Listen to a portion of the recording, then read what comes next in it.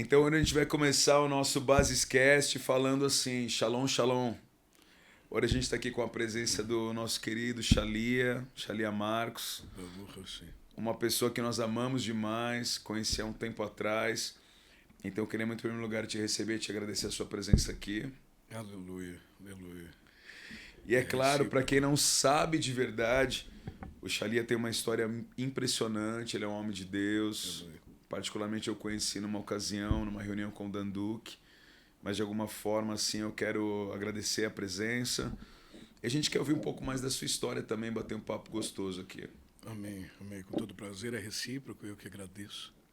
É um prazer muito grande para mim poder estar aqui com vocês, eu também amo vocês. Foi amor à primeira vista. Eu amo vocês de graça. Vocês também são de Deus, é visível. Amém. É visível. E a palavra é bem clara quando diz que a gente deve dar honra para quem tem honra. Então, eu creio nisso. Minha história é interessante até para mim. Depois de uma declaração de amor dessa, fica difícil não responder, né? Glória a Deus. Baruch Hashem. Aleluia, Baruch Hashem, aleluia, aleluia. Minha história começa bem cedo. Eu sou quarta geração de judeus aqui no Brasil, né, que fugiram da Alemanha. Meu trisavô fugiu da Alemanha num navio de polonês. Morava na antiga Prússia, né? Hoje Varsóvia, Polônia. E o que aconteceu? Fugindo para o Brasil, nosso sobrenome judaico é Rosner, se fala Roshner, seria mais ou menos, chama cabeça, chama principal. Muito louco esse lance do hebraico, cara, demais. Demais, profundo demais, Sim. rico em significado. Né? Sim. Então, quando ele veio para o Brasil, ele trocou o sobrenome para Tskowski, sobrenome polonês, que ele fugiu no navio de polonês. Só para entender o que é a família Rosner, no período pré-guerra, era uma das maiores, se não a maior família judaica que vivia na Alemanha. Nesse caso, a primeira ou a segunda guerra, para ficar claro? Isso é a Segunda Guerra. Segunda guerra, ok. E período pós-guerra, ela foi quase toda dizimada. É difícil achar um Rosner hoje. Eu vi o testemunho de uma menina que ela cresceu como ortodoxa, judia ortodoxa, numa família ortodoxa, e ela teve um encontro com Jesus, com o Mashiach, com Yeshua. Que coisa maravilhosa. E ela tem um livro, eu não lembro o nome dela, mas é Rosner. E ela diz como eu me encontrei com o Messias. E ela está no Brasil ou está em outro americana, local? Americana. E o que aconteceu? Dizimaram a nossa família. A gente teve a sorte do meu trisavô, antes da guerra, fugir da Alemanha para cá, porque ele viu que o negócio começou a ficar estranho. Sempre foi estranho para os judeus. Né? Sim. Os judeus sempre foram... Né, é uma certa perseguição, né, na Alemanha. E fugindo para cá, ele foi convertido ao catolicismo à força. Né, eles chamam para esse tipo de judeus, para nós, né, somos os filhos deles de Bnei Anusim. São os filhos dos forçados. Com relação a essa perseguição ou imposição com relação aos judeus, isso acontece então do leste europeu e vai varrendo toda a Europa até chegar na Espanha. Exato. E por fim Portugal. Por fim Portugal. Eles foram expulsos da Espanha para Portugal. Daí são os sefardistas, né? Sim. Sefarade. Eles foram expulsos para Portugal e de Portugal vieram para o Brasil. Já no caso meu, eu sou Ashkenazi, né? São dois tipos. Ashkenazi são os judeus mais claros que vieram da Alemanha, da Rússia. Minha trisavó era judia russa. Então eles se conheceram na Alemanha, casaram e vieram para cá. Sim. Então essa realmente varreu toda a Europa. Eles foram perseguidos, tanto que aqui no Brasil a gente tem a primeira sinagoga das Américas, que é Tsuri Israel, que se eu não me engano é Pernambuco. Recife. É Recife. Lá no Centro Recife, Velho. Recife. Eu já tive oportunidade. Perfeito. Eu sempre troco interior do Brasil, eu sempre troco tudo. Sim. E Tsuri Israel. Eles foram expulsos daqui e fundaram Nova York, né? Interessante isso. Isso é muito falado hoje em dia pela tanto podcast, tantas informações, mas é algo impressionante como mesmo assim Deus foi muito misericordioso com a nação brasileira. Exato. Porque os judeus não entraram apenas ali, mas eles também vieram pelo sul. Exato, pelo sul. Eu conversando com um rabino amigo meu, ele é Moé, ele faz circuncisão. Ele vem de uma família de Moé, terceira ou quarta geração. Ele entrou em contato comigo oferecendo, né, a circuncisão para os membros, que as crianças quisessem fazer e tal. E ele falou, cara, que trabalho você tem aí no sul, hein? Eu falei, rabino. Eu falei, por quê? Ele falou, porque foi aí onde tudo começou. Uau. Ele falou, os judeus que estão em Porto Alegre, São Paulo, os navios desceram todos aí e eles foram migrando para o Brasil. Ele falou, então, o trabalho que você tem aí de restauração de identidade é um trabalho fantástico. Ele falou, e é bastante trabalho que tu tem. Uma outra coisa importante que eu vejo sobre a história é que, como sempre, os judeus, eles sabiam onde seu povo estava pelo mundo. Sim ou não, uma impressão minha, cara? Porque é muito louco isso, você vê ele contando sobre isso. Ele sabia que foi por ali, que tinham muitos judeus por ali, e o quanto você tinha um trabalho redentivo, vamos dizer, para restaurar a identidade. Exatamente, exatamente. Porque tudo que diz respeito à nossa identidade, à nossa história, sabe, é como se fosse, eu coloco uma obrigação, né, mas é uma obrigação e não é, ninguém é obrigado a nada, mas eu creio que todo judeu tem essa obrigação de conhecer bem a história, de saber onde, porque é uma família, não é um povo, é uma família. Eu acho que não tem como ser um irmão hoje e amanhã não ser mais. Isso para mim é inadmissível. Né? Sei lá, né? Tem as pessoas, a gente vê muito isso no cristianismo, chama líder de pai. Aí dá algum problema, já não é mais pai, né? Judaísmo, isso não existe. Teu rabino é teu rabino para sempre. Né? Tua família é tua família para sempre. Não tem como você falar para teu pai e para tua mãe que eles não são mais teu pai e tua mãe, os teus irmãos. Né? Então, isso para mim é inadmissível. Isso é muito difícil para a gente conseguir entender isso. Né? Biblicamente, seria mais ou menos como Gamaliel e Paulo. Não há como desconectar a escola que ele teve com Gamaliel. Então, ele vem de Gamaliel. Exatamente. O próprio apóstolo Paulo, né? Rav Shaul, desejado, Shaul em hebraico é desejado. Quando o Mashiach se encontra com ele, ele fala, Shaul, Shaul, desejado, desejado. Ah, que loucura romântica, né? Isso é fantástico, é romântico, é poético, né? Sim, sim. Então, quando ele se encontra com o Mashiach, tudo muda, mas ele mesmo diz que né, quando ele fala a respeito de que Deus não rejeitou o povo dele de forma alguma, né, ele diz, eu mesmo, hebreu de hebreus, né, da tribo de Benjamim, que naquele tempo era uma das tribos, se não a mais rica e privilegiada, prestigiada de Jerusalém, tribo de Benjamim. Quem não entende nessa cosmovisão, contexto judaico de história, não sabe disso. Mas tudo que ele está falando ali, ele está se referindo a respeito de status. Mas por que mais privilegiada? Eu estou saindo dos... Eu não estou deixando você... Por favor, fica à vontade. Mas assim, é porque ela era muito rica. Uma tribo muito rica e influente, a tribo de Benjamim. Porque no momento ali que tem a separação em Reino do Norte e Reino do Sul, ali a gente tem Roboão e Jeroboão, a gente falou ontem um pouco sobre isso. A gente tem Benjamim, Levi e Judá. Isso. As outras tribos, então... Elas vão. Isso. Mas a ideia que eu tinha de Benjamim é que era uma tribo menor. Sim. Por assim dizer, fragilizada até com relação ao tamanho. Não, uma tribo rica e muito privilegiada. Rica. Por isso que ele fala, eu sou da tribo de Benjamim. Sou da tribo de Benjamim. Interessante. E ele diz, eu, hebreu de hebreus, fariseu, né, por formação, né, que aprendeu louco. aos pés de Gamaliel.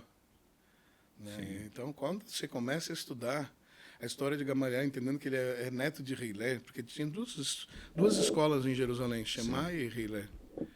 Shammai seria, para o povo entender, Shammai seria... Ele era mais extremo nos ensinamentos dele. Era isso e ele não era flexível. Hillel gera muito coração, muito amor. Tanto que a primeira vez que você ouve a regra de ouro citada por Jesus, por Yeshua, essa regra veio de Hillel. Fazer com os outros o que tu gostaria que fizesse contigo. Né? A gente sabe que isso é Torá, né? Isso é Torá. Amar o próximo como a ti mesmo. Mas Hillel, qual a história de Hillel? Ele cresceu, ele era muito pobre. Hillel era muito pobre. E ele tinha que pagar, porque para estudar a Torá você precisava pagar. Era uma escola, né? Escola da Torá. E o dinheiro que ele ganhava dava para comprar um pão por dia e pagar a entrada da escola. Aí Jerusalém, quando é frio, às vezes neva, né? E nesse período tinha nevado, ele não tinha vendido nada e ele não tinha como estudar. E ele amava a Torá, o estudo da Torá.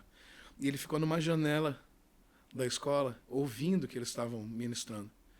De repente eles notaram que não estava entrando claridade, não estava dando para ler os rolos direito. Olharam para cima, Hillel estava congelado na janela, quase morto. Aí correram, pegaram ele, trouxeram para dentro, esquentaram, deram comida. Por que você fez isso? Ele falou, não, porque se é o correto ter que pagar, então eu não posso fugir das regras. Se todo mundo está pagando, eu não tive como Então eu fiquei pelo menos ouvindo para não perder. E ali nasceu um desejo no coração de Hillel. Muita gente não sabe disso. O desejo no coração de Hillel foi Bíblia para o povo. Foi o que eu falei ontem para vocês. Por causa dos fariseus, nós temos uma Bíblia. Não é? Porque eles tiveram esse desejo. Só o sacerdote tinha uma Bíblia. Não há como eu comparar isso com Martinho Lutero. Não tem comparação. Eu tenho certeza disso. Não tem comparação. É muito diferente. Muito diferente. Inclusive, eu não sei se é o meu TDAH, mas assim, Martinho Lutero, detalhe, que depois que ele promove a reforma, ele depois tenta salvar os judeus, mas depois acaba perseguindo os judeus. Exato. Sabe por quê?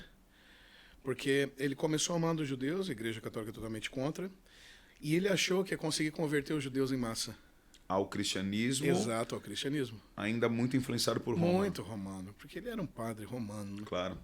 Padre da Igreja Católica. Então o que aconteceu? Quando ele viu que os judeus não se convertiam, ele ficou com ódio dos judeus e falou, não, então a Igreja Católica tem razão no que ela... E aí ele ficou com um ódio infinitamente maior do que o ódio dos católicos.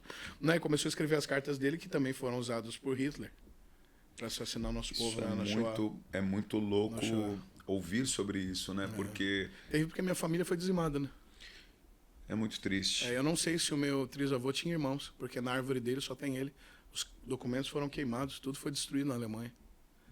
Então é triste. Hoje, para achar um familiar é muito difícil. É muito difícil. Quando eu acho um Rosner pelo mundo, é de chorar, né?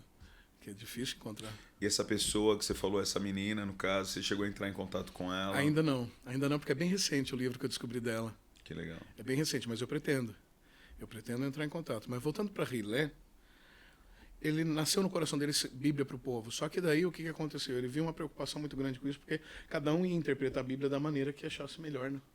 Ele falou, não pode ser assim, porque existe uma forma de interpretar. Foi quando ele desenvolveu o pai da hermenêutica e exegese, que é Pardes, um sistema de estudo, Shat Remes, Drash e Sod. Né? Que aí você começa a estudar as escrituras para ver se você está entendendo direito. O Sod é o nível mais elevado, que é espiritual. Os judeus dizem que acaba lá. Mas nós sabemos que não. O único que pode revelar o Espírito é Ruach HaKodesh, o Espírito de Deus. Glória a Deus. Né? Então, os filhos de Deus foram lavados e remidos pelo sangue do Mashiach, esses possuem o Sod, né? Que é esse nível mais profundo. Só que o que o povo tem trocado um pouco hoje em dia, tem se atrapalhado com isso, é que para você chegar nesse nível mais profundo, você tem que ter passado pelos outros níveis. Você precisa de estudo, leitura exaustiva das Escrituras, você precisa compreender cosmovisão, senão você pode entender de outra forma, né? Você pode misturar aquilo que o Espírito está falando com aquilo que está dentro de ti.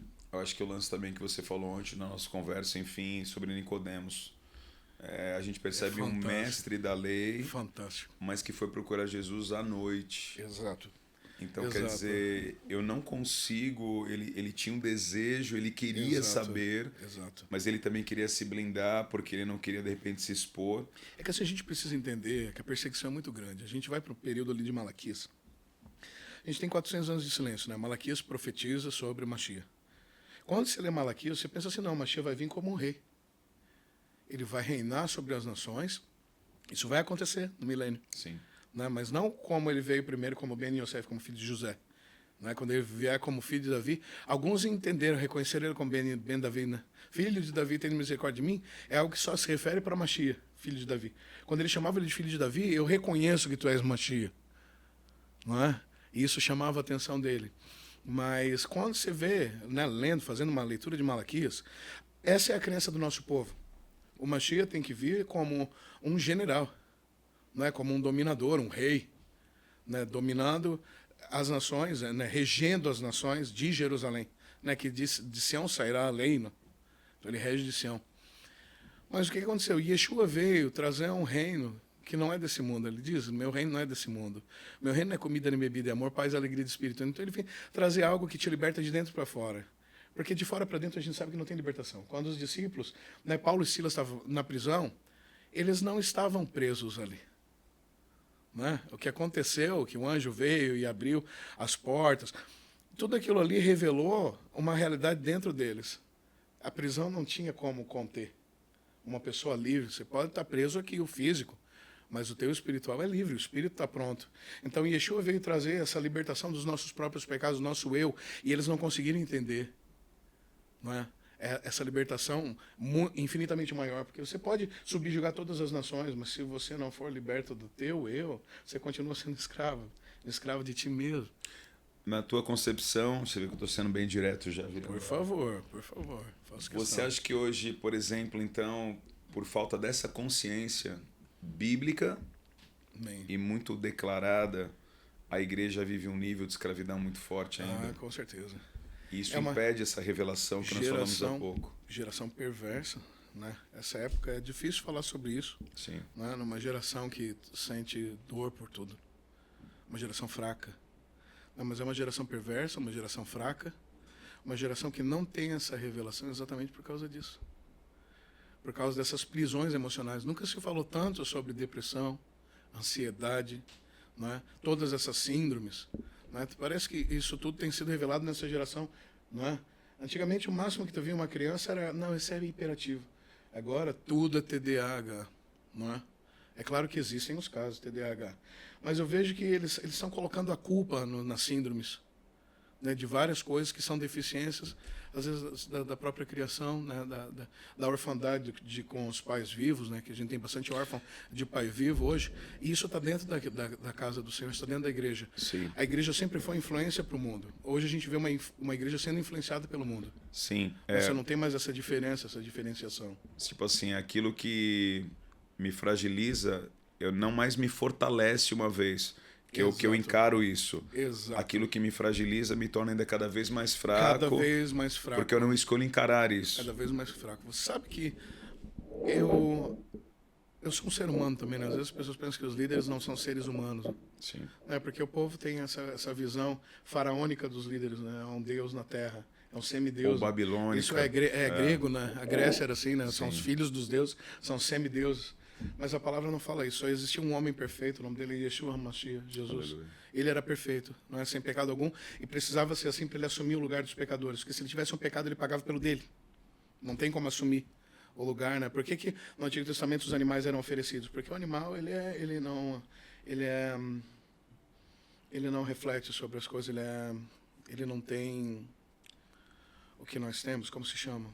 Malícia. Como? Razão. Não é racional, muito obrigado. É um animal irracional. Nós não.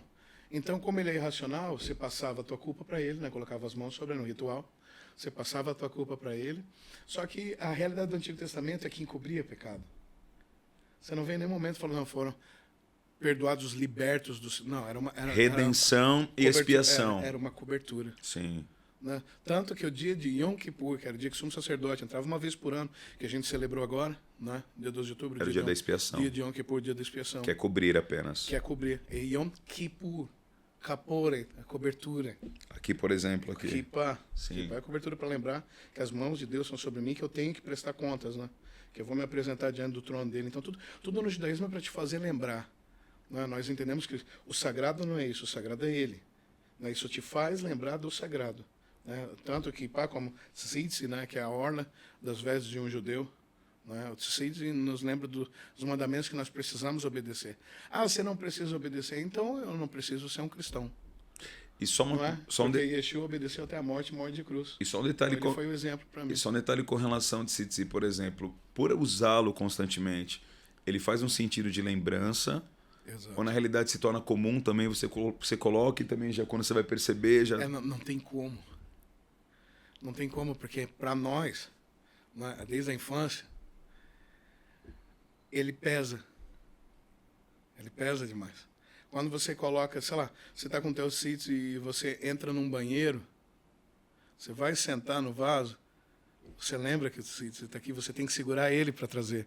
Ontem no carro, quando tu viu ele para fora, era um carro de sítio, às vezes fica para fora, que é o meu bem comprido, eu gosto. Você tem que pegar ele para trazer para dentro. E sempre quando você toca no tzitzi, você lembra dos mandamentos do Senhor. Então é algo que está na tua lembrança, não tem como. É sensível no seu sentido literal. É isso para nós. Agora, para quem não tem o entendimento, daí usa de qualquer forma, como tudo, né? A Bíblia pode se transformar nisso também, né? Você pode estar com uma Bíblia debaixo do braço, mas não pratica. E Yeshua deixa bem claro quando ele diz, aquele que tem os meus mandamentos os põe em prática. Esse é o que me ama. Então, o amor, essa visão que essa geração tem de amor, é uma visão muito rasa, porque é uma visão hollywoodiana. Quando você vai para o hebraico, você fala a respeito de amor, é ahavá. É a única língua da terra que define amor. Né? Toda língua é sentimento, é um frio na barriga, um arrepio na espinha, é algo que queima dentro de você. Eu também tenho, às vezes, azia e não é amor. Isso não, bem pelo contrário, é ruim pra caramba. Tá queimando meu estômago. Tem que tomar um sal de fruta. Não tem nada a ver, tem que tomar um sal de fruta, não tem nada a ver com amor. Mas quando você vai para o hebraico e bota ahavá, que é a palavra amor em hebraico, qual o significado do amor no hebraico? É se doar. Então, quando o primeiro mandamento, que é o primeiro amor, né? Quando se fala primeiro amor, todo mundo acha que é aquele sentimento de quando tu chega na igreja e tu tá empolgado. Não, o primeiro amor é amar Deus sobre todas as coisas. Ponto. É o primeiro amor. E quando Deus está falando que você deve amar Ele com todo o teu amor, daí você começa a analisar o primeiro mandamento. De todo o teu coração, com todas as tuas forças, de todo o teu entendimento, e somente Ele prestar culto, você vê que tudo isso é se doar. Você precisa se doar muito para amar Deus dessa forma. E como diz Yeshua, e o segundo tão importante quanto esse, que é amar o próximo como a ti mesmo, nisso resume toda a lei. Por quê? Porque quando você estuda 613 mitzvot, né, que foi Moshe Ben Maimonides, que eles chamam, que é fantástico, Maimonides. Ele até tem um livro sobre 613 mitzvot. E ele que extraiu, e eles ficaram com a extração dele, porque alguns extraíram 650, outros 670, e como ele era mais centrado, equilibrado, não menosprezando os outros sábios, eles ficaram com 613 mitzvot. Quando você estuda 613 mitzvot, que são mitzvot, são mandamentos, né, que no original não é lei e mandamentos, são ensinamentos. Uma coisa muito louca que eu tenho sempre a perguntar, a diferença de preceito, mandamento, e algum sinônimo para nós, que parece ser um sinônimo. Então, por exemplo, os preceitos, os mandamentos, e se eu não me engano tem mais um que é muito citado na Bíblia também, que aparentemente parecem sinônimos. São sinônimos? Preceitos? Mandamentos? Depende da situação, talvez sim. Às vezes não. Às vezes, porque assim, como a gente entende mandamento, né? Mitzvah, mandamento. Não tem sombra de dúvida. Deve ser obedecido e ponto. É absoluto, não relativo. Absoluto, não relativo. Muitos preceitos são relativos, mandamento não. Por exemplo, do preceito, só um exemplo para a gente pegar. Preceito, quando ele pede para oferecer vários sacrifícios ali, né? Alguns são preceitos. Por exemplo, uma oferta de aroma suave. Suave, agradável. Não é? Então, você vê que tem algumas coisas ali que não mudam muito a ordem. Não é? Se você fizer exatamente daquela forma, ou mudar um pouquinho, não muda o efeito. O mandamento, se você não cumprir, muda o efeito. Não é? Ou você obedece exatamente da forma que o mandamento diz, ou não. Você entende? Eu entendo, admiro e sou apaixonado por isso também, porque eu percebo que na Bíblia não tem um meio termo. Não tem um meio termo. É sim Exato. ou não. E o que eu acho interessante, Deus fala isso para Israel. Todo mundo fala que não, era impossível obedecer, impossível obedecer. Não, o impossível era permanecer. Obedecer não era impossível. Porque ele fala para Israel, eu dei mandamentos para vocês que não são impossíveis de serem obedecidos. Porque se ele te dá um mandamento que é impossível de ser obedecido... Ele é injusto. É uma injustiça, né? Eu sei que eles não vão obedecer, eu vou ter esse mandamento para arrebentar com eles. Não é assim. Ele falou, agora essa constância, né, que supostamente nós temos, né, deveríamos ter, é dada pelo Urua. Se o Espírito, como diz Paulo, levanta uma questão muito terrível, né? Se é que o Espírito habita em vós. Uma coisa assim que eu acho que é muito louco, que eu percebo nas Escrituras, por exemplo, no caso de Abraão. Deus, ao momento que Deus fala para ele, anda na minha presença e ser perfeito. Ser perfeito. Quer dizer, seria impossível eu alcançar um estilo de vida maduro, não sei se essa é a palavra que está querendo ser revelada ali, sem andar na presença dele. Exatamente. Então, com quem eu estou define como eu vou andar. E nesse caso, se eu ando na presença de Deus... É muito louco, Enoque, podia falar de algumas coisas. Exatamente. Mas o que me deixa assim, enfim, é quando Jesus diz. E é com relação agora aos mandamentos do amor ao próximo, de abençoar os que vos amaldiçoam. E por fim ele chega a terminar aquele texto e ele fala, sede vós perfeitos como o vosso Pai é perfeito. Isso é uma coisa que traz um terror. Exato. Porque você fala, meu Deus, como eu vou ser perfeito como meu Pai é perfeito. Exato. Então, assim, eu acho que são coisas que para muitas pessoas não fica muito claro. Exato. O que você tem a dizer sobre isso? Exato. Legal no judaísmo isso, não é? Porque Yeshua diz que aquele que quiser vir após mim, ser discípulo. Discípulo no hebraico são os discípulos Talmidim, Talmud. Alunos. Talmud é discípulo, é um aluno. Negue-se a si mesmo, toma a tua cruz e siga-me. Ali ele pontua exatamente o que ele fez. Exatamente o que ele fez. O conceito judaico de discípulo é você seguir as pegadas do teu mestre, falar como teu mestre, agir. Beleza, Jerusalém, você chega lá e vê os caras de preto, super calor, gente, é um deserto. Com um streamer na cabeça. Aquilo ali é feito com pele de raposa, é quente. Quente. É difícil eu usar aquilo no inverno aqui, porque esquenta a cabeça demais. Você pergunta para eles por que eles usam aquilo. Tem toda uma simbologia ali. Lembra de Arão Cohen Gadol, o sumo sacerdote? Arão, e várias coisas, né? A coroa judaica. E tem vários significados. Porém, tem uns que tu pergunta, eles falam assim, não sei, meu mestre usava. Você vai ver o mestre dele, o cara viveu no século XV, XVI. E eles continuam séculos, gerações depois, com os costumes dos mestres. Por quê? Porque são teus mestres. Então, o conceito judaico de você obedecer teu mestre, de você andar com ele, quando o rabino te convidava, você vê a história de Rabi Akiva, que é fantástica, dentre milhares de outros rabinos. Quando ele te convidava para andar com ele, você era um discípulo. É para você aprender com ele, colocar em prática aquilo que ele está te ensinando. Quando a Bíblia fala ser perfeito como ele é perfeito, andar com ele é obedecer os mandamentos dele, os ensinamentos. Porque quando você entende que toda a lei, que hoje choca tanto que ninguém quer saber de lei, tem esse problema, essa geração tem problema com lei, obediência. Todo mundo quer ser livre para fazer o que bem entende. Só que, peraí, partindo do pressuposto que nós fomos comprados, então tu não te pertence mais. Se foi comprado, tu não te pertence. Não é? Você é um escravo de Cristo, como diz o Rav Shaul. O mesmo sangue que te salvou, é o mesmo que te limpou, é o mesmo sangue que te comprou. Exatamente. Então, se eu fui comprado, eu não tenho mais desejo próprio, vontade própria. A vontade agora é do meu Senhor, porque entendo que a vontade dele é infinitamente maior do que a minha, né? Não é? Porque os pensamentos dele são muito mais elevados, os desejos muito mais elevados, e ele sabe o melhor para nós. E levando em consideração que ele sendo Deus, não precisava de nós para nada, ele não é como um Deus grego, que nem deuses são, que precisava da adoração dos homens para poder ter poder. Não, nosso Deus não, ele é.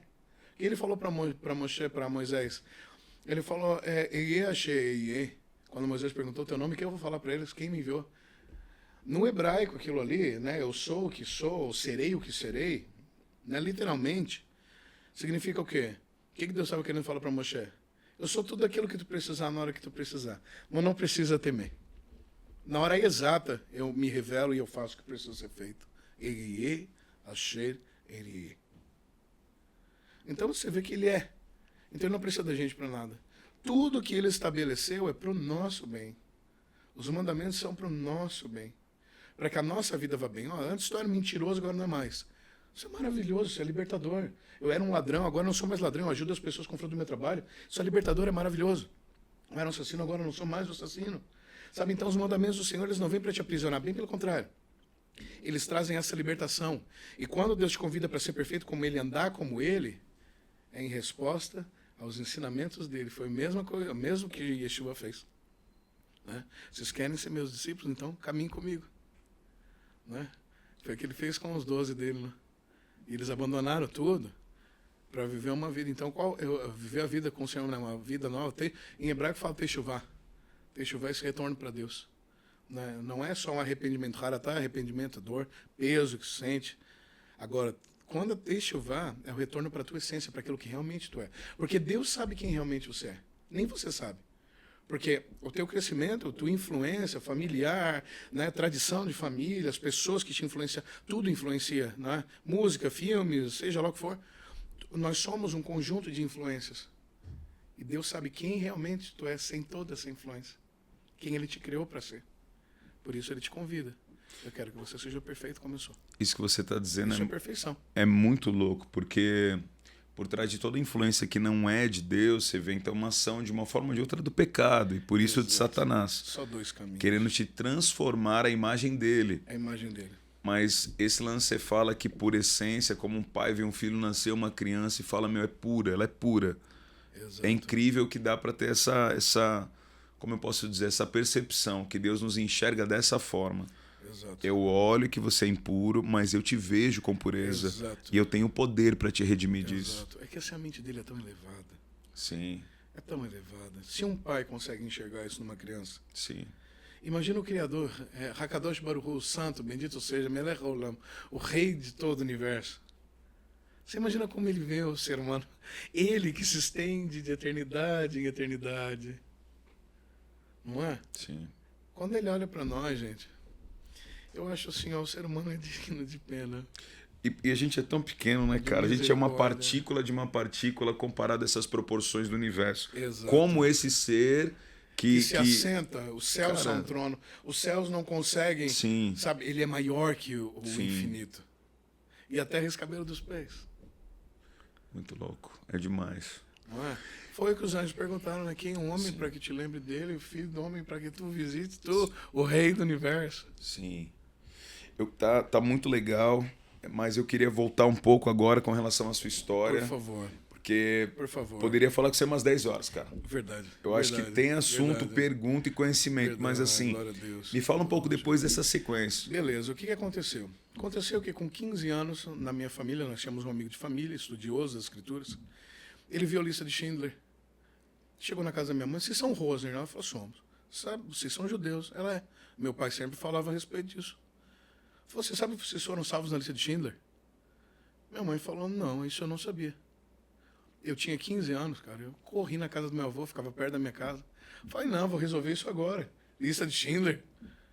Quando sentei com meu avô, sei lá, 15 anos, fazem 30 anos, ele tinha 73 anos na época, morreu com 103, ia fazer 103 em 2 meses. E assim, lúcido como qualquer um de nós. Um caso a ser estudado.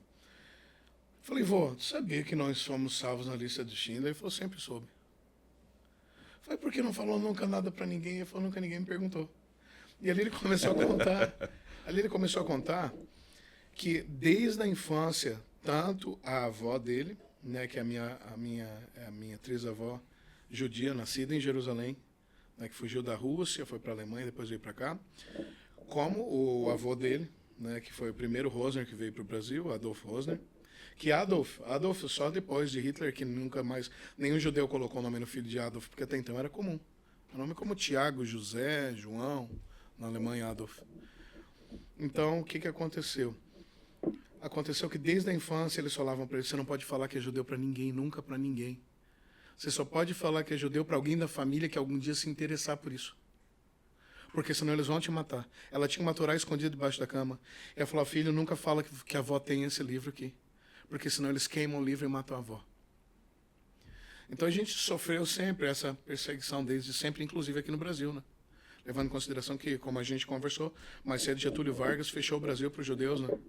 Então, meu bisavô, né, Eduardo Tchaikovsky, ele ficou 3 dias escondido, porque Hitler ele tinha esse projeto, né? Ele teve aqui na Argentina vários soldados, inclusive tem uma tese que diz que ele morreu por aqui, né?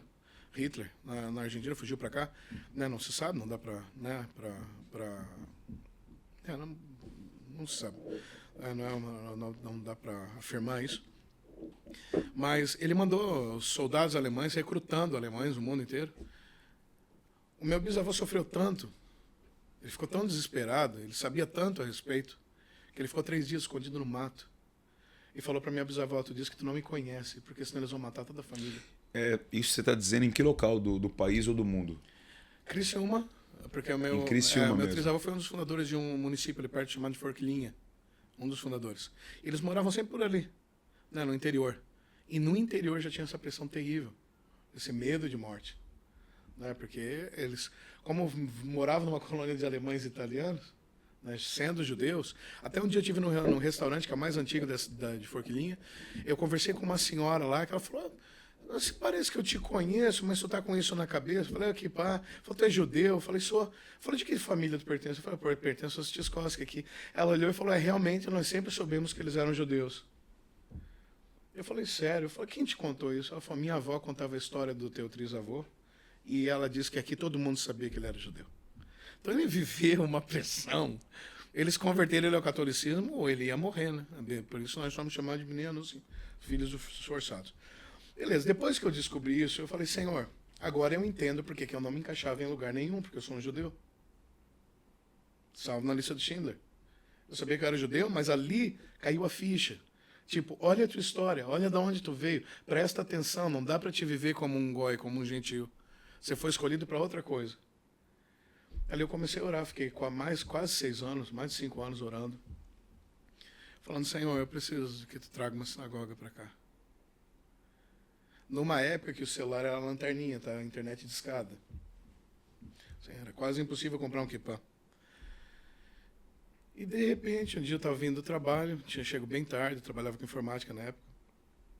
Por incrível que pareça, hoje não sabe nem mexer direito no celular, né? Mas na época era melhorzinho. E eu me lembro que eu tinha chego em casa, era 11, alguma coisa da noite, eu olhei para minha esposa Sharon, na época a gente só tinha nossa filha Vitória, tinha 1 aninho, hoje a Vitória tem 24 anos, já deu um neto pra gente de 3 anos, tem mais a temporã que veio 19 anos depois, a Abigail. Meu Deus do céu. A Abigail, em hebraico, a alegria do seu pai. Na época só a Vitória.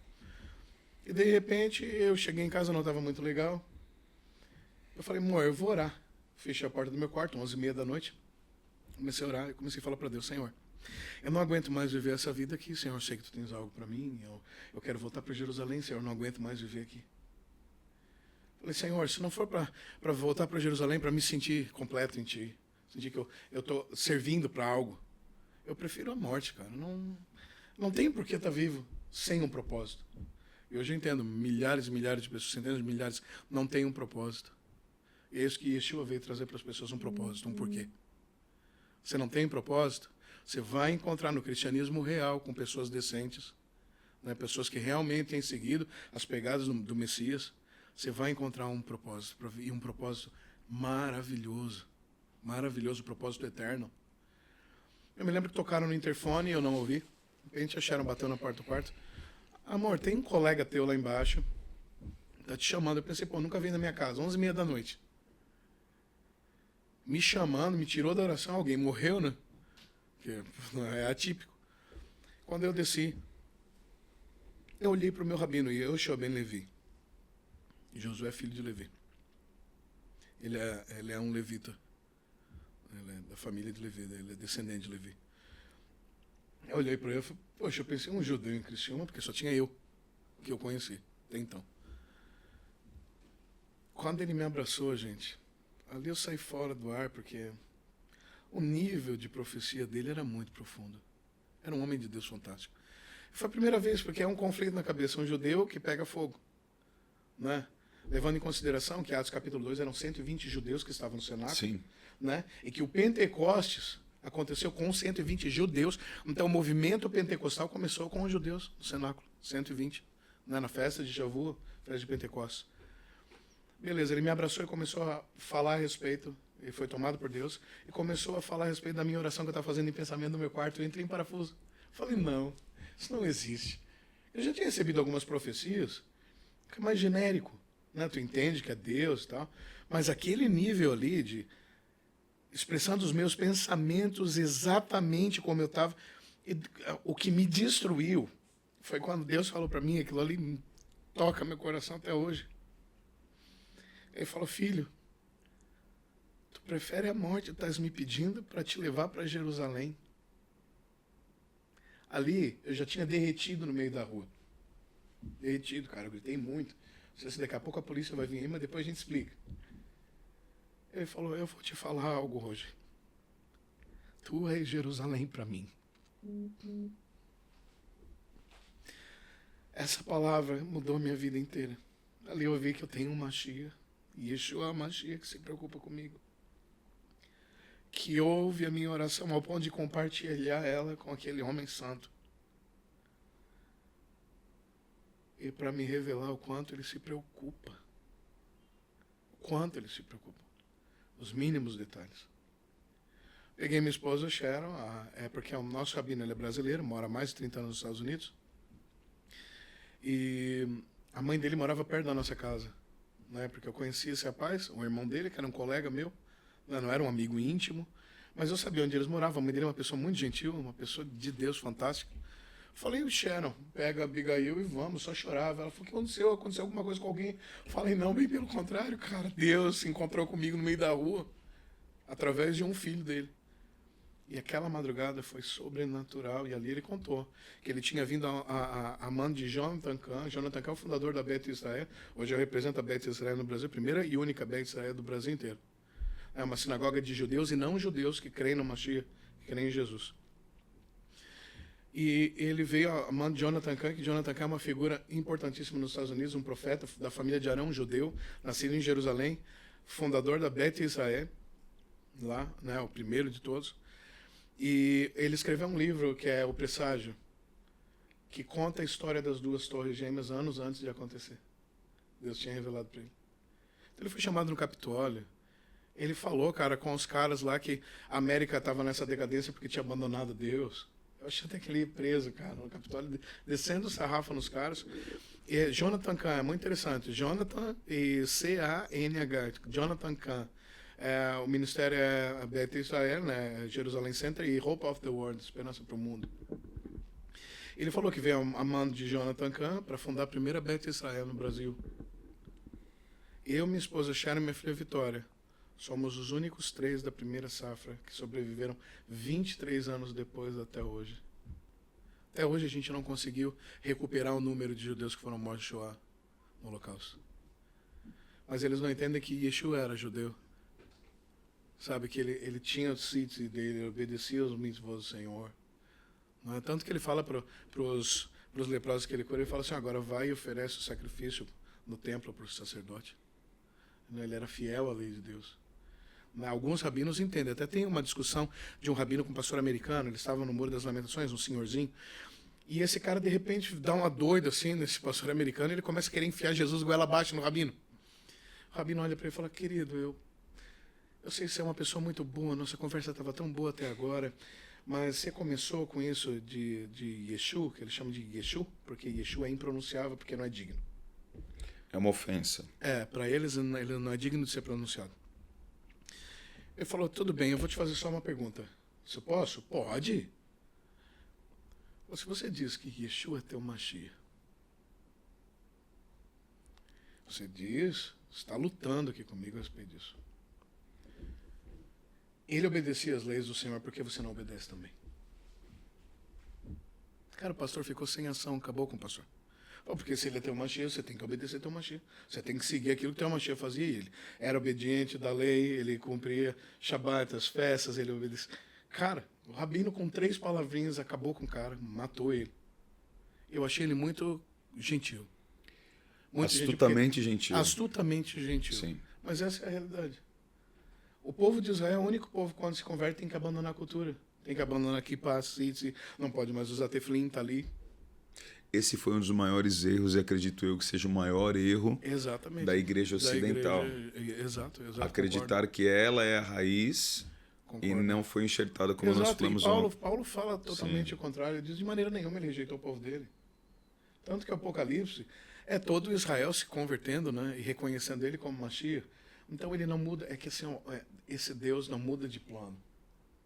Porque se ele muda de plano, se ele muda de ideia, que salvação tem para nós? Agora, com relação à obediência. Que salvação tem para nós? Com relação à obediência, eu acho que é muito legal também a gente falar isso. Por exemplo, Jesus, quando além das curas de sábado, né, eu acho que é legal também você falar uma coisa sobre isso, porque isso também é uma coisa que, sinceramente falando, acho que muitas pessoas ficam sem saber ou ficam perdidas sobre o porquê Jesus curava no sábado, baseado no 613, né, mitzvot, né? É isso mesmo? Mas assim, é dos mandamentos. Mas assim, isso aqui é chute puro, viu? Mas assim, com relação a os mandamentos que o Senhor obedecia, mas também alguns mandamentos, por exemplo, que o Senhor também ele chegou, entre aspas, você me corrija se eu estiver errado, de reformá-los, por exemplo. Isso ele amplificou, né? Alguns ele amplificou, mas outros, por exemplo, da cobiça, o adultério, ele amplificou. Isso. Mas, por exemplo, do pagar o mal com o bem, ele mudou. Tipo, antigamente, olho por olho, dente por dente. Esse olho por olho e dente por dente Sim. é um ponto interessantíssimo. Legal. Para falar a respeito. Por quê? Assim, eu acho que comentar sobre é muito legal. Porque ele chega a falar... Antigamente era assim que se fazia. Isso. Mas agora eu vos digo, orai E abençoai os que vos amaldiçoam, para que vos torneis filhos do vosso Pai. Exato, exato. Mas aí você vê que é uma questão muito antiga. Sim. É uma questão primordial falando a respeito de paternidade. O que Jesus faz? Qual era a lei no Antigo Testamento? Né? Todo mundo fala olho por olho, dente por dente. E o que eles pensam que isso significa? Porque não entende quase a visão judaica. O que eles pensam que isso significa? Furei teu olho, agora eu vou lá furar o teu. Tu furou o meu, eu vou furar o teu. Porque é olho por olho. Não é isso que a Torá diz. Você vê os tribunais, você vê Talmud, é unânime. O que a Torá está querendo dizer com isso? Olho por olho, dente por dente. Isso falando um pouquinho a respeito de cosmovisão judaica. Porque a Bíblia é um livro judaico. Sim. O cristianismo é judaico. Roma se apropriou de uma religião que não era dela. Não tem nada a ver com Roma, não é romano. Beleza. O que Deus está falando? Vocês trabalham com artes visuais. Se eu quebrar um braço teu, vou te dar problema, mas não se compara a furar um olho para o teu trabalho. O que a Bíblia está falando? Dependendo do que tu fez contra ele sem querer, ou por querer, ou sei lá, algum acidente, seja lá o que for, você vai pagar a indenização de acordo com aquilo que você causou. Isso é olho por olho e dente por dente. Muito legal isso daí. Exato. É indenização. Indenização. Okay. Ah, não, ele não trabalha com, sei lá, ele não precisa do sorriso dele para ganhar dinheiro. Tudo bem, a indenização vai ser diferente. Agora, se ele precisa, você vai ter que indenizar de outra forma. Ele é um pai de família, você quebrou uma perna, ele trabalhava com a perna, você vai ter que sustentar a família até a perna dele ficar boa. Então, isso é olho por olho e dente por dente no Antigo Testamento, e todo mundo acha que não, quebrou minha perna, eu vou quebrar a tua. Muito bom. Não tem nada a ver com aquilo que as Escrituras estão falando. E Yeshua, é interessantíssimo isso, porque ali, eu tenho uma tese, que eu sei que vai deixar os meus irmãos judeus com muita raiva de mim, muita raiva. Porque eles falam que a lei oral, né? Moshe Rabbeinu, Moisés, o nosso mestre, ele recebeu a Torá, o Pentateuco, né? Gênesis, Êxodo, Levítico, Números e Deuteronômio. Bereshit, Shemot, Vaikra, Bamidbar, Devarim. Ele recebeu no monte, né? No Sinai, a lei de Deus. Beleza. Eles dizem que quando Deus deu a lei, Deus ditou para Moisés o significado de tudo aquilo que ele estava falando. Chamado de lei oral, Talmud. Não podia ser escrito. Proibido. Você tinha que passar de geração em geração. Moisés passou para os 70 e os 70 foram passando. Se eu não me engano, o Talmud babilônico tem 12 volumes. Em português, 36. 36 volumes. Como é que você consegue passar isso adiante? 36 volumes. No caso de Moshe, talvez Deus tenha imprimido isso na mente dele. Né? Depois, como os 70 receberam do espírito dele, também foram capacitados. Mas, ao longo dos séculos, como é que isso não vira um telefone sem fio? Às vezes você está na igreja, você ouviu aqui do teu irmão, passou uma hora, esse assunto foi correndo, lá na ponta já é totalmente diferente. Beleza. Né? Eu não estou aqui, de nenhuma forma, querendo anular o Talmud. Anular o Talmud, de maneira alguma. Sim. Você precisa de um filtro para conseguir extrair o que tem realmente de lei oral ali. Beleza. Só que agora eu faço uma pergunta para você.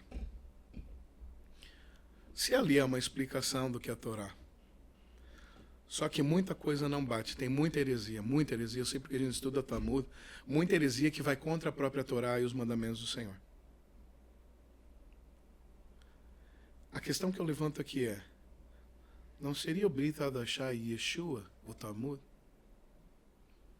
Porque se ele é o verbo era Deus, estava com Deus, fez carne, tabernáculo em nosso meio, então a verdadeira lei oral são os ensinamentos do Mashiach. Então o que ele fez? Ele amplificou os mandamentos, por quê? Porque eles não tinham a compreensão da profundidade que o mandamento abrangia. Aí ele vem e fala, não, peraí, vocês entenderam errado isso aqui.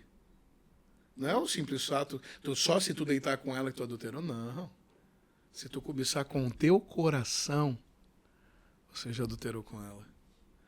Porque todo mundo aqui sabe que se você cobiçar com o teu coração, você vai começar a maquinar planos para alcançar teu objetivo. Tudo que tu cobiça com teu coração, aí eu quero um celular, você vai se arrebentar, cara, pode custar 15 mil. Você vai andar de bicicleta, não vai comprar uma moto ou um carro, mas você vai comprar aquele celular. Porque você cobiçou, você desejou aquilo com teu coração. O que você deseja com teu coração, você vai arquitetar planos para ir atrás. Então é como se já tivesse feito. Tudo começa com o desejo. Tudo começa com desejo. Sim. Então o que Jesus vem ensinar? Não, era assim, vocês acham que era assim?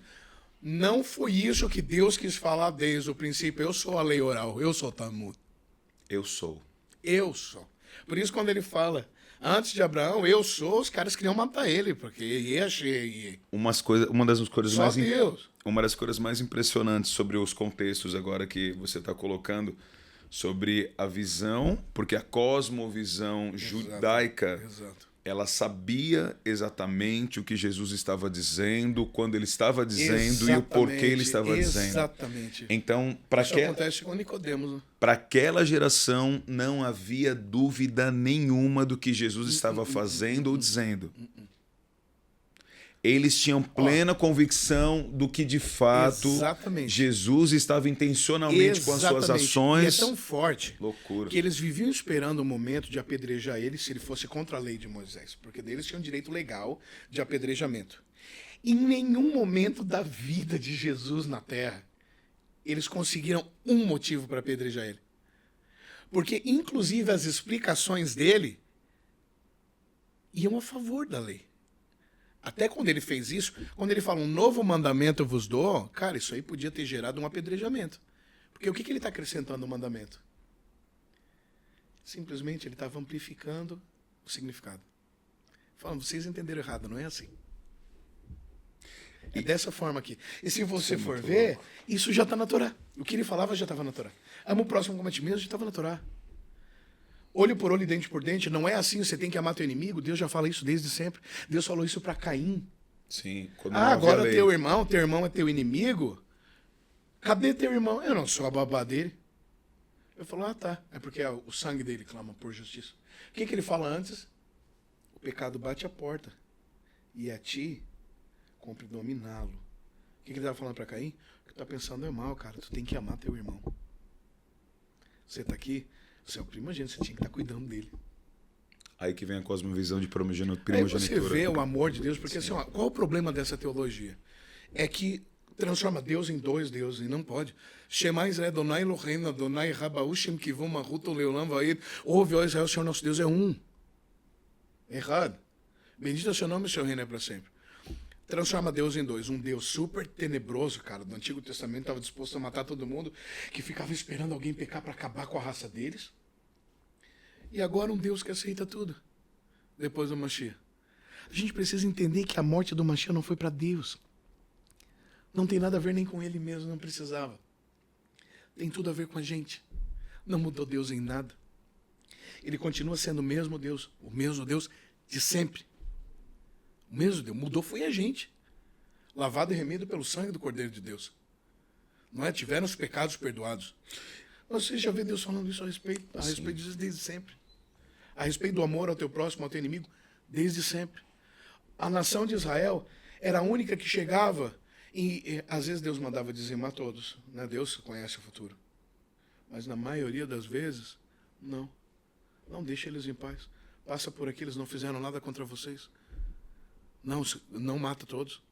Quero você ver Deus se preocupando com essas coisas. Inclusive, quando eles falam a respeito de casamento, que Deus fez a Eva para Adão, um para um só, não tem esse esquema de poligamia, isso não existe. Né? Mas Deus, ele aceitou isso. Presta bem atenção. Naquele tempo, a mulher só tinha duas saídas. Ou se casava ou virava prostituta. Ela não poderia simplesmente ficar uma mulher que não se casasse? Quem ia sustentar ela? Um pai, por exemplo? Desonrada.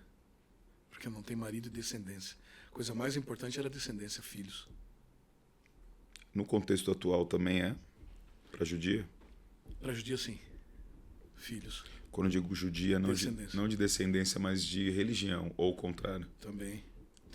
Você vai para Jerusalém, cara. A gente esteve em Jerusalém, a última vez que a gente foi. Você vê uma mãe judia. Lá é fantástica. É o lugar mais protegido da face da terra, Jerusalém. Porque é sagrado para todo mundo. Agora está meio estranho, mas é sagrado para todos. Você vê uma mãe judia, às 2 horas da madrugada, com 5 filhos, cara. 2 empurrando o carrinho e os outros 3 em carrinho triplo. Com o celular na mão, numa boa de madrugada. Ninguém toca, mas o importante para elas o que é? Família. Descendência. Perguntaram para um rabino que tinha 15 anos. A menina foi fazer uma entrevista com ele, foi muito, 15 anos, 15 filhos. E o mais velho tinha 15 Peraí, anos. da mesma mulher? Não, essa é diferente. Uma repórter foi falar com o rabino. Ele tinha 15 filhos, o mais velho tinha 15 anos. Era criançada, ao redor da mesa, assim. Ela olhou e falou para ele, mas como é a sensação de ter 15 filhos, cara, numa mesa? Ele olhou para ela e falou, você tem algum? Ela falou, não. Então não tem como te explicar. Eu já teria acabado a entrevista por ali, eu tomado muito cuidado. Ela veio com a segunda pergunta que destruiu com ela. Ela falou, tá, mas eu vou te fazer mais uma pergunta. Você não tem medo de ter trazido 15 crianças para esse mundo tão terrível? Ele olhou para ela e falou, não, exatamente por esse motivo. A gente está balanceando os bons com os maus. Eu botei 15 pessoas boas que eu tenho treinado na Torá para balancear. Acabou com ela. Então, para o judeu, a descendência é muito importante. Os filhos são muito importantes, como era naquele tempo. Então, o que Deus fez? Se Deus realmente abriu um espaço para isso, você já imaginou quantas mulheres foram beneficiadas com isso? A preocupação de Deus com o sexo feminino, que ninguém se importava, a mulher era objeto, tanto que nos templos elas eram sacerdotisas para ter relação sexual com qualquer um. Isso, é uma forma de... isso no dentro do judaísmo, né? Mas assim, se a gente for contextualizar hoje nas religiões, principalmente no caso do Islã, a gente tem uma complicação, porque realmente no Islã existe respeito, será, com as mulheres? Eu não sei disso. Eu acho assim, ó, não querendo nada contra os meus irmãos, cara, porque são filhos de Abraão, né? Ismael. Mas, né, um povo, não um povo, porque também não vou generalizar, né, mas os extremistas. Algum tempo atrás mataram uma menina porque ela tirou a burca na frente das pessoas. A burca é aquela roupa que você só vê os olhos aqui. Ela levantou. Ela não tirou a roupa toda, ela só levantou para o rosto. E ela foi morta porque mostrou o rosto. Numa cultura que os homens andam de bermuda e mão dada. Acho que cabe ao povo julgar, né? Sim. Né? Você não vê um judeu se explodindo. Você não vê um judeu colocando uma criança como escudo humano. Você vê o nosso exército, o exército de Israel, avisando as pessoas aonde eles vão bombardear para que elas tenham tempo para fugir. E aí você vê os extremistas enchendo o prédio de criança para colocar a culpa em Israel. E isso está lá. Você pode pegar as notícias. Não estou inventando coisa aqui. Eu acho assim, ó. Eu acho que o povo deveria estudar um pouquinho mais. Né? Analisar um pouquinho mais, friamente. Sabe, eu acho que todo ser humano é dotado com inteligência, ou nem todo, não sei, mas eu creio que, né, todo consegue raciocinar, né? E a lógica é essa. Você escolhe quem? Quem preza pela família ou quem coloca uma criança como escudo humano? Eu acho que cabe a cada um julgar. Né? É uma discrepância, né? Muito grande. Eu vejo que esse conflito, por exemplo, cada vez tem mostrado... Isso falando a respeito dos extremistas, né? Claro. Conheço muito árabe, sou amigo de muito árabe. Tenho um cunhado que é árabe. Tenho um sobrinho, Mahmoud Mohamed Ibrahim. Emine Ibrahim, que talvez já está com a gente agora domingo. Mora aqui no Brooklyn. Nossa, que legal. E eu estou fazendo uma força para ela poder estar com a gente. E a nossa amada Raye, que o Senhor recolheu com 23 anos. Né? Então, são meus sobrinhos, são metade judeus, metade árabes. Então eu conheço muita gente que não é extremista. Eu acho que o extremismo é um problema em todas as religiões, principalmente numa religião que te dá sinal verde para tirar a própria vida. Daí, cara, falou. Legal. No meio do cristianismo hoje, o que você percebe de extremismo? Extremismo no cristianismo. Eu vejo que tem o extremismo religioso, além da teologia da substituição, que diz que Israel já foi rejeitado, isso não tem lógica nenhuma, porque você vê o Apocalipse fechando de outra forma. Sim. Né, o livro da revelação de Jesus. Eu vejo que o povo de Deus desenvolveu um extremismo estranho. Né? Porque antes era extremismo religioso, né? Antes era por causa da religião, santidade, né? E você via um estereótipo de cristão. Né? Eu preferia daquela forma, tá? Do que hoje em dia, quando eles saíram de... São dois extremos. Hoje a igreja se parece com o mundo. Hoje a igreja não preza mais por santidade, por obediência e busca a aprovação do mundo. Então, ela partiu para outro extremo. Sim.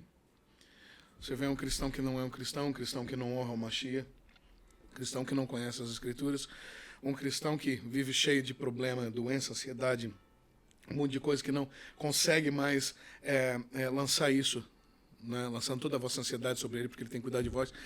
Então você vê assim, uma igreja muito preocupada com a aprovação do mundo. Você atribui essa responsabilidade ao povo ou àqueles que ensinam?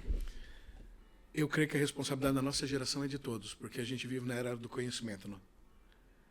Algum tempo atrás, né, quando só os líderes tinham acesso aos melhores livros, capacidade para investir nisso, né, porque, cara, status era uma biblioteca, né, alguns séculos atrás.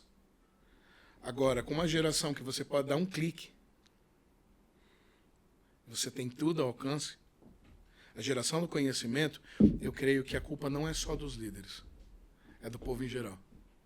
É um desinteresse. O que ele diz? Quando Deus fala, às vezes Deus chama a atenção dos líderes, mas em Roché ele fala uma coisa muito interessante. Ele fala que o meu povo é destruído, em Oséias, por falta de meu povo. Meu povo. O pastor é um filho de Deus, tanto quanto o membro de banco é um filho de Deus. Tanto quanto o irmãozinho que limpa o banheiro é um filho de Deus. E se esse é o chamado dele, ele cumpre tanto o chamado quanto o pastor está cumprindo em cima de um púlpito. É o que o povo não entendeu. Um corpo bem ajustado. Nem todos são mão, nem todos são pé, nem todos são perna.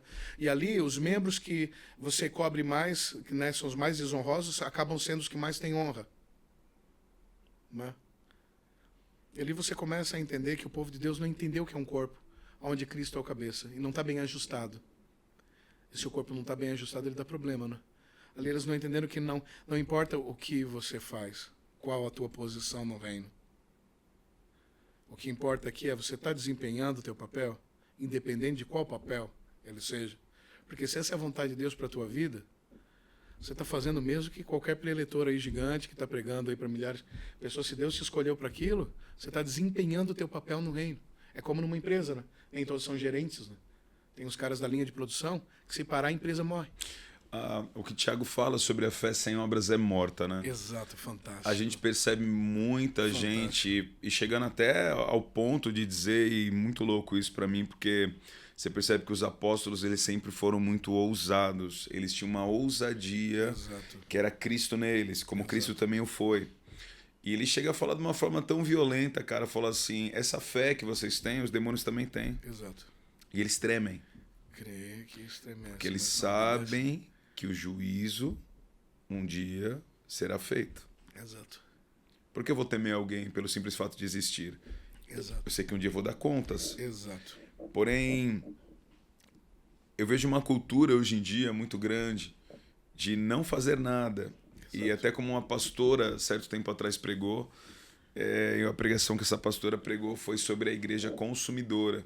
Sim. Que por uma lei de oferta e procura, eu quero ir para a igreja que, na realidade, atenda o meu filho da melhor forma, tem um departamento infantil mais estruturado, onde eu posso estacionar meu carro numa vaga bem espaçosa, onde eu possa ter, de repente, a melhor água com gás, eu tenho um café antes.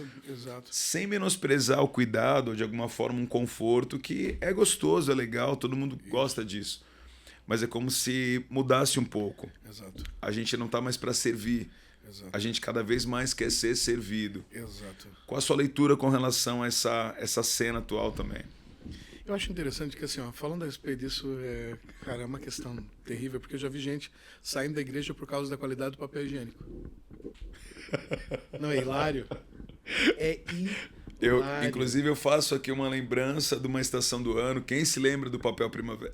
Não é? O papel primavera cor-de-rosa? Aquele rosa... Uhum. Aquele rosa mais raiz. Rolinho unitário, né? Aquele rosa raiz. Enroladinho no papel. Sim, muito bonitinho, né? Me hoje. lembro bem, terrível, terrível. Também servia para lixar as coisas. Mas sério, cara, você na realidade ouviu uma história como essa, que o papel não era bom. De verdade, exatamente. Sabe, de pessoas que entraram não, mas na hora que eu cheguei não tinha papel. Eu tinha acabado e o diácono não tinha trocado ainda.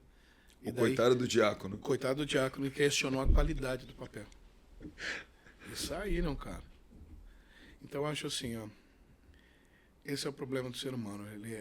Zacarias 12:10 fala uma coisa que abala as estruturas de qualquer coração que compreende. Fixa nisso, espírito de graça e súplica. E eles olharão, depois desse derramado Espírito de graça e súplica, para aquele a quem transpassaram, porque Jesus morreu, foi crucificado por cada um de nós. Cada filho e filha que foi comprado pelo sangue estava lá na crucificação. Então foi Roma, os judeus crucificaram, não, os nossos pecados, cada um de nós foi comprado. Eles olharão para aquele a quem eles transpassaram, e pranteá-lo-ão como quem chora pelo unigênito, como quem pranteia pelo primogênito. Ou seja, tu vai ter uma visão, um entendimento do que é perder o único e primeiro filho que tu teve. Tu vai entender o sacrifício, compreensão. Esse espírito de graça e súplica traz essa compreensão. Quando você busca esse espírito de graça e súplica, e você compreende o que é o sacrifício, você compreende que um Deus que não precisava da gente para nada, veio só para servir. Uma humanidade pecadora, perversa, depravada. Uma humanidade que ele enxergava dentro, que ele sabia os pensamentos, que a Bíblia, as Escrituras falam, Brita deixar em várias citações que ele conhecia o pensamento deles. Quando você entende que ele veio só para servir, quando você tem esse entendimento do sacrifício, a partir daquele momento, você tem a certeza de que você também foi comprado para servir. Aí você não busca mais ser servido. Porque melhor é o que dá do que o que recebe. Quem não serve para o reino? Quem não serve, não serve. Fato. Não serve para o reino. Porque o reino é morte. O que ele diz? Vocês querem ser meus discípulos? Como eu disse aqui, negue-se a si mesmo é a pior coisa do universo. Porque negue-se a si mesmo é tu não ser mais servido, tu servir. É negar os teus desejos, as tuas vontades. Como eu posso dizer que amo se eu não sirvo? Exatamente, impossível. Porque amor é se doar, Ravá. É se doar. Negue-se a si mesmo, toma a tua cruz. É todo o sofrimento que tu vai passar. O que arrebenta com tudo é que todo homem e mulher que carrega uma cruz vai ser crucificado nela. Porém, se for crucificado nela, também vai ressuscitar. Também vai ressuscitar. Né? Então, é pela esperança daquilo que foi proposto, como o próprio Mashiach, né? Primogênito dentre muitos irmãos. Toma a tua cruz e depois disso, além de negar a ti mesmo, o pré-requisito primeiro de todo é negue-se a si mesmo. O que acontece? O povo está querendo seguir, e o terceiro é segue-me. Eles estão querendo seguir Jesus sem negar a si mesmo e tomar a sua cruz. Impossível. Religião falsa. Cristianismo falso. Primeiro tu tens que negar os teus desejos, vontades. Tudo aquilo que tu idealizou, morto. Levado cativo aos pés de Cristo. E é muito louco porque o padrão é a imagem de Cristo. Lá em Romanos, como você disse há pouco, os predestinou para serem conformes à imagem do seu filho.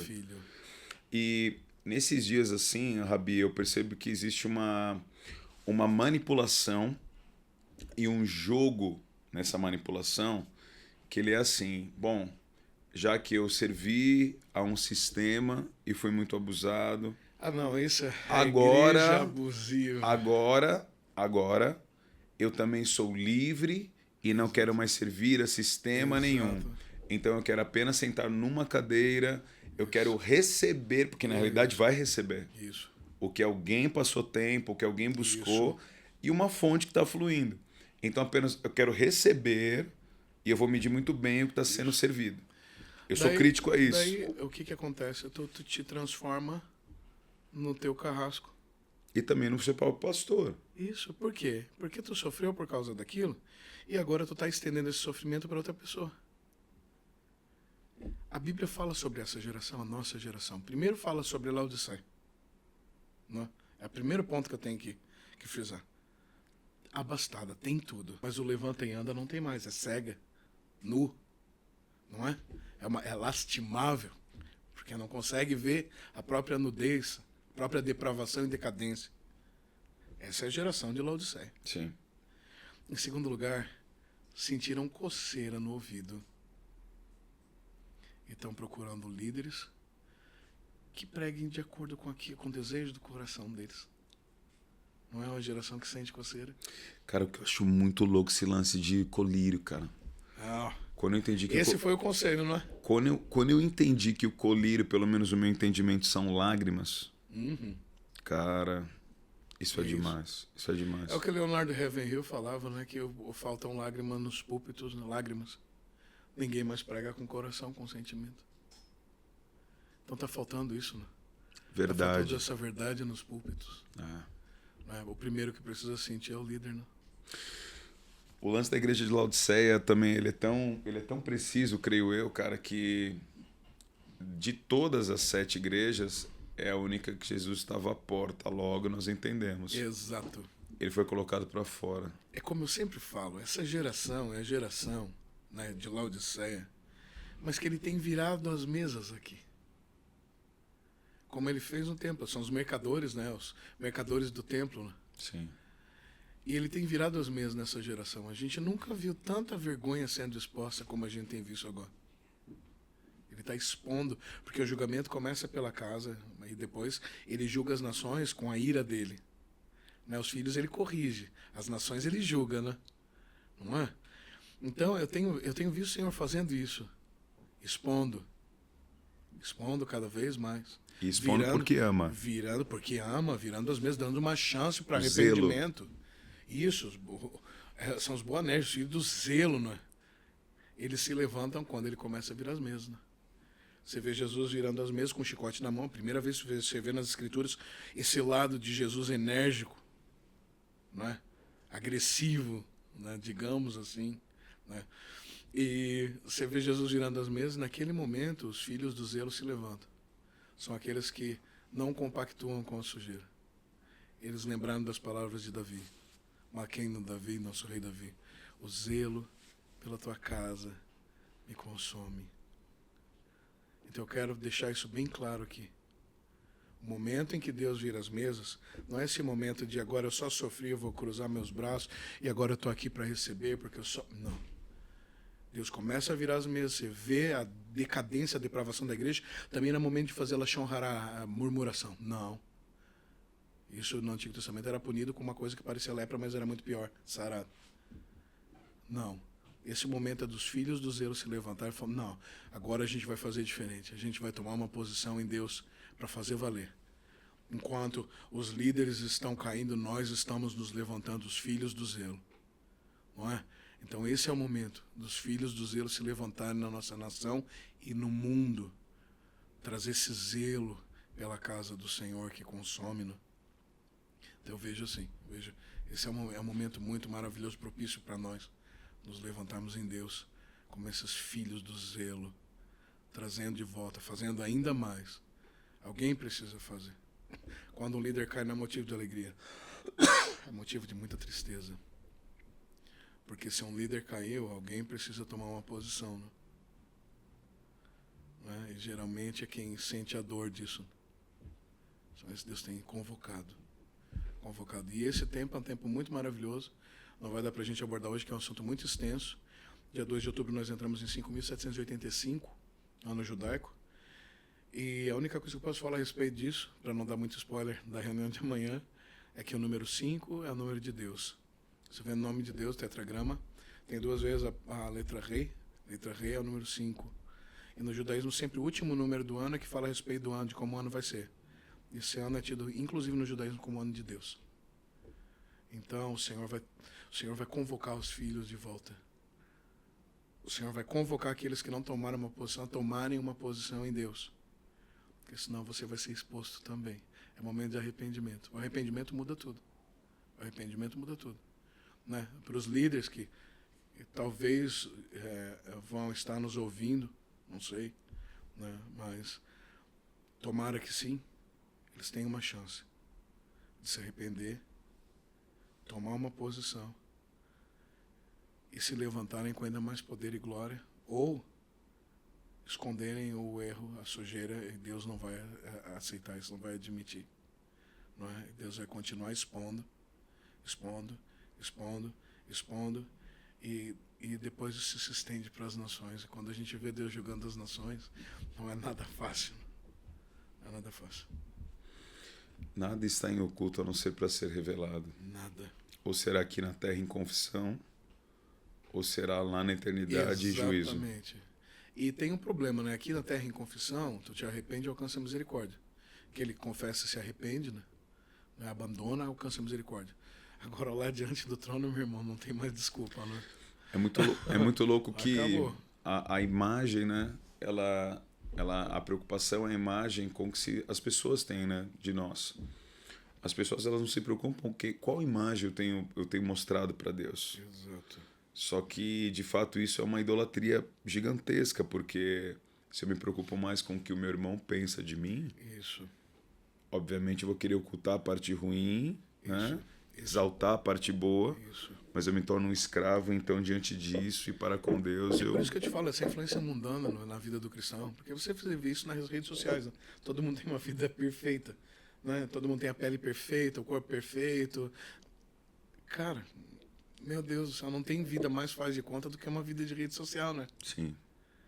E a igreja, ela tá absorvendo toda essa influência, essa cultura do mundo, sendo que a igreja foi escolhida para influenciar, para levar ao contrário, para mostrar que não é essa vida de aparência que vale a pena, não é uma vida de verdade. Não é? Então eu acho que a igreja perdeu o propósito sobre a apostasia. Né? Sim. Nós estamos em A estação que a estação da apostasia, e eu creio que Mateus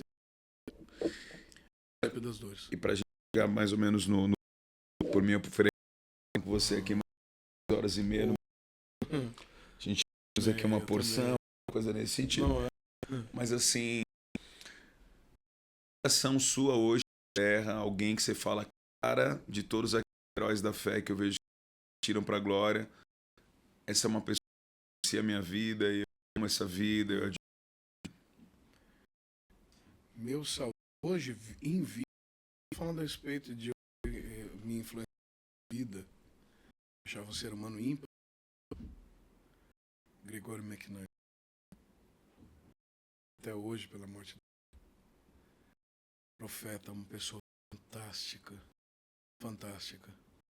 Outra pessoa que me influencia muito, fantástico. Um rabino morreu há algum tempo, Lord Jonathan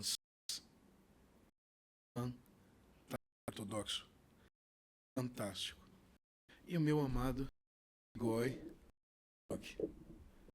que é o, sempre falo que é o dele. Gregório, uma raça de gigantes, né? Nós temos muitos anões, minha esperança é que eles cresçam um pouquinho, né? Mas eu creio que hoje está muito pobre de homenzinhos, homens de a própria vida, o amor, o evangelho, o ministério, né? Esse caráter. Interessante que o filho de Leonardo escreveu, não foi para o português ainda, e ele fala que o que falta é caráter. A maior igreja, caráter. E ele fala, eu falo a respeito de caráter porque eu cresci com aquela caráter. O pai era Leonard Ravenhill. Falta caráter. As pessoas são inconstantes. Não tem fundamento. Eles te chamam, como eu disse, te chamam de pai hoje, odeio. Nós é inadmissível. Família ou não. No judaísmo, em qualquer parte do mundo, onde os pés sendo a família judia vai receber um filho, um irmão. Estava conversando com um ortodoxo, fez bar mitzvah numa cidade ortodoxa. E ele leva o judaísmo mais ou menos, uma pessoa fantástica. E ele disse que foi quando ele fez aliar para Jerusalém, foi adotado no lugar, é tipo como é que eu vou isso? Seria tipo é um subsistência, eles plantam, colhem, né? Um campo. É uma comunidade. Tipo uma comunidade. E ele falou que foi adotado lá, ele ficou morando nesse kibbutz como um filho, uma família. O judaísmo tem isso. E foi uma coisa que o cristianismo, não, o cristianismo verdadeiro sim, né?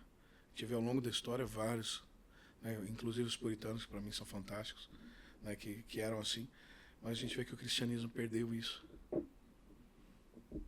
Perdeu isso, essa noção de família, né? De membros de um corpo só. E isso é muito terrível porque Roma influenciou. A gente precisa declarar guerra contra a influência de Roma. Porque Roma influenciou. E Roma o que é? É dividir para conquistar. Roma é tudo que a igreja está vivendo nos dias de hoje, é Roma. A membralhada se brigando tudo, não se submete para ninguém. Isso é uma influência violenta de Roma. Porque Roma, o reino, quando se estuda história, Roma, é o que eles faziam. Eles fazem a ferida e lambem depois a cicatrização, a casca. Exato, exato. E tudo é para ter essa dependência, né, das pessoas. Pessoas dependentes não de Cristo, do Império. Né? Então, se você é um líder, isso é cara, forte demais, se é um líder, cara, você não é o reino. Isso foi uma coisa muito forte que bateu agora. Aleluia. Você é só um mordomo, né? Não é o rei. Rei só tem um. Sim. Só pode haver um rei sentado no trono. Assim, quero te agradecer. Eu que agradeço. Né, porque você é um fofão de Jesus. Aleluia. Você é um querido e amado. Nós amamos muito a sua vida. É recíproco. Eu e a minha esposa, por exemplo, como minha família, eu acredito que todas as pessoas também que têm observado e participado um pouco daquilo que Deus está fazendo na sua vida, eu acho que são pessoas que vão se apaixonar por você. Eu quero glorificar Deus pela sua vida. Eu quero agradecer a galera também aqui que está presenciando e está com a gente no Basiscast. Quero agradecer também o pessoal do backstage, no caso hoje o Pernambuco e a Andressa, e o Murilovski, claro, família McGregor, que sempre está presente também aí com a gente, viu? Muito obrigado pelo espaço. Eu acho que é isso. Muito obrigado. Amém. Eu que agradeço. Que Deus abençoe cada vida, cada coração foi alcançado pela nossa mensagem. Meu desejo é que Yeshua, Jesus, cresça. Que eles cresçam em conhecimento e graça, até a estatura de varão perfeito, que é a estatura de Yeshua Mashiach. Nosso rei Messias, nosso Meler Mashiach. O nosso Meler Mashiach. Meler Mashiach. Aleluia. Gostei disso. Aleluia. Amém. Aleluia. Muito obrigado. Glória a Deus. Até a próxima. Deus abençoe. Um abraço. Até o próximo Cast Bases, Basiscast, em nome de Jesus. Um abraço.